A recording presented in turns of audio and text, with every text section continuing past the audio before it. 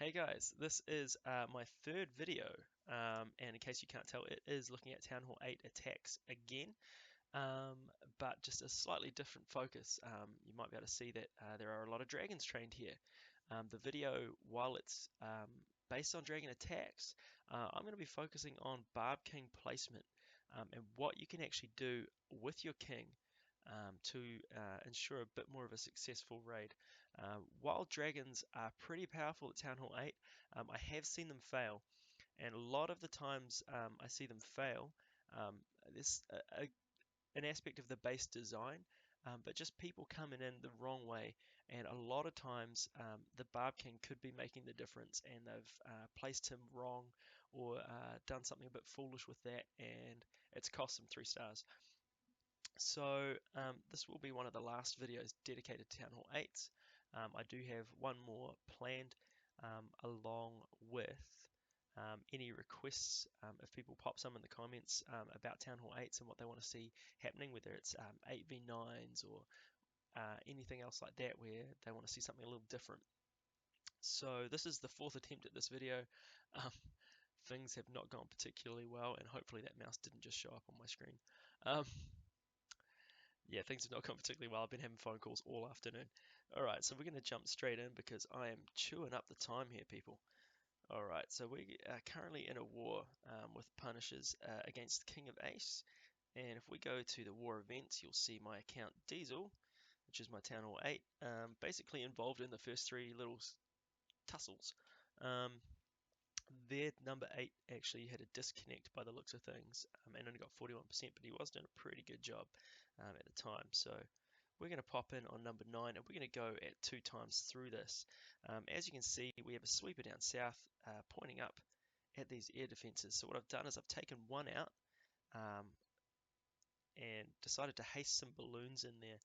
They didn't quite do what I wanted them to, so I had to drop my CC balloons as well to clear out that sweeper, and they actually end up clearing out a whole lot of point defense at this back end, which is going to save me some effort. The funnel started up between the 12 and the 3, and I'm coming in essentially parallel with these two air defenses. And then I can rage my dragons through the center and try and cut them out. Now, the reason I came in from that side was because I can attack them both at the same time, and also that CC was on that side. And the cool part about having the CC there is often those troops will draw your troops into the center and stop them from being pulled to the side. Now you can see my Barb King drop down the side there at the 9 o'clock, and the point of that was once that first dragon died, he was tanking a lot of that damage from the Archer Tower. Um, at that point, I raged him early. He didn't really need it, just to clear out that bottom side and get as many dragons in as possible so they weren't going to get picked off by the Archer Tower while trying to take out those high hit point buildings. It got the job done, and we got that 3 star, and as PB would say, for the good guys. So let's go back to that war map, and we have another attack going in. Ooh, yeah, man. Oh, Diesel got 3 starred. Maybe we'll have a look at that and just burn my base. So what we also have in the war events, the very first attack of the war was me versus the number 8. And it's a bit more of a spread out base, and we've got 4 wide corners designed basically with a wide spread out base to stop those dragons from being able to move around quickly because they are a slower troop. Again, I've done 2 lightnings and a quake to take out the air defense on the left, and because the sweeper is facing into those 2 air defenses, I want to be coming in basically from opposite. So what I'm going to do is be hitting the line from 12 to 3. And what we'll do is once that funnel's started, again, I don't know if I said before, but if you want to learn a bit more about funneling, which is basically getting your troops to go where they want to, where you want them to, Powerbang has some great videos, especially based on drag attacks. So here we've got a rage down to get into that first air defense. We've still got a bit to chew through, so I've dropped my CC balloons and a haste. So that haste will push me in to that center faster and through that rage. So I'm raged up and I get to gut that core with those balloons while the dragons are tanking. And now we've got those troops just making a nice path along that line down. And I'm going to drop the king in here at 6 o'clock, between 5 and 6, just to clear out some of that trash and take some tanking. He was in a little bit late to tank for the drags, But he's going to clear out that trash to keep the drags on point with clearing out what they need to do and not getting distracted. So the key point in this is dropping your Barb King later on in the raid so that you know he's going to go where things need to be cleared up, and you're not going to be clearing out one side of the base and being stuck on the opposite side of any buildings or anything like that army camp at the end of the raid. And that'll stop you from getting that horrible 99% 2-star. So as you can see, I raged that king along the bottom to clear that trash and move those dragons across as fast as possible to the high hit point buildings, which are going to soak up most of the time. In this case, there was a lot of time left, and as we speed through this to finish, obviously it was an easy 3 stars. So that was the 6-pack, getting it done with Diesel. And I have 2 more attacks to show you. I'm just getting hit here. 2 more attacks to show you using these strategies, and just the point is basically to look at how that king is being used and what he's being used for. So the first one we'll look at in the attack log is Specular here, and it's a similar MO to that last attack where we've got some tight ADs in the middle, and I'm going to come in opposite the sweeper, which is going to cause havoc trying to get in there, especially with these high hit point buildings. So what we want to do is come in from that 12 to 3. So I'm starting the funnel there at about 2 o'clock, and 2 times this, and should be dropping in that second drag. There we go. Once all of this is started, we're going to bring in the rest of those troops to start pushing into that center. And we should be dropping a rage here shortly just to push in, and then we're going to haste straight into that rage. So what that allows me to do is get into the rage quickly because the balloons are not quick, and they can take out enough damage and enough point defense in that core that the dragons are just going to walk through from north to south. Now what we did with the Barb King earlier on is we brought him in up here at the 3 o'clock to clear the buildings that were missed by that initial funnel. And what that allowed the dragons to do was keep pushing in that same line without getting distracted and having to double back.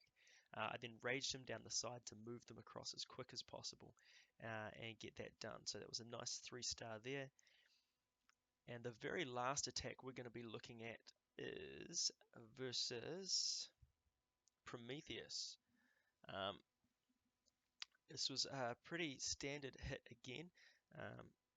I opted to go this direction here. Ordinarily, I might want to come in from that 3 to 6 position, but I knew I could get some bonus damage with that quake. So with the quake and the lightning. So I decided to clear out these bottom corners instead and push across this way. The Barb King and the CC, assuming they were going to be full, were able to draw in the dragons. So I knew that that was a good place to bring them in and they wouldn't get distracted from the air defenses. So here's where a rage is going to come down. The king is one of the most OP air defenses. He distracts your troops massively.